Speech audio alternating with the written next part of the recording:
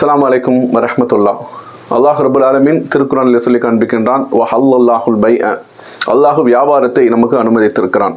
ஆனால் அந்த வியாபாரத்தின் மூலமாக நாம் ஈட்டக்கூடிய அந்த பொருளாதாரம் என்பது ஹலாலான முறையில் இருக்க வேண்டுமானால் அந்த வியாபாரத்தில் உண்மைத்தன்மை இருக்கணும், அந்த வியாபாரத்தில் நேர்மை இருக்கணும், பொய் சொல்லி வியாபாரம் பார்க்கக்கூடாது. இன்றைக்கு இதெல்லாம் சர்வ சாதாரணமான நிகழ்வாக மாறி இருக்கிறது.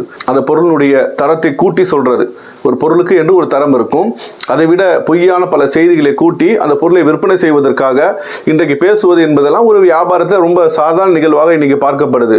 அதே மாதிரி மோசடி செய்கிறது, ஒரு போலியான பொருட்களை அது ஒரிஜினலாக உண்மை தன்மை உள்ள பொருளாக விற்பனை செய்கிறது.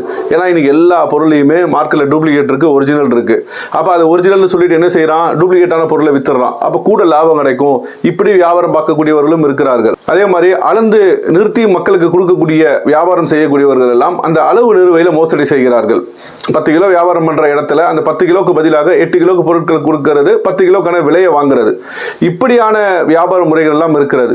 என்ன நடக்கும்னு கேட்டா, நியாயமாக வியாபாரம் பார்த்தால் கிடைக்கக்கூடிய லாபத்தை விட இது போன்ற மோசடியாக பொய்யாக இப்படி வியாபாரம் செய்யக்கூடிய நேரத்தில் பன்மடங்காக லாபம் கிடைக்கும். இந்த பொருளாதாரத்தின் மீது உள்ள மோகம் என்ன செய்யும் கேட்டா, மோசடியான வியாபாரத்துக்கு இட்டு செல்கிறது.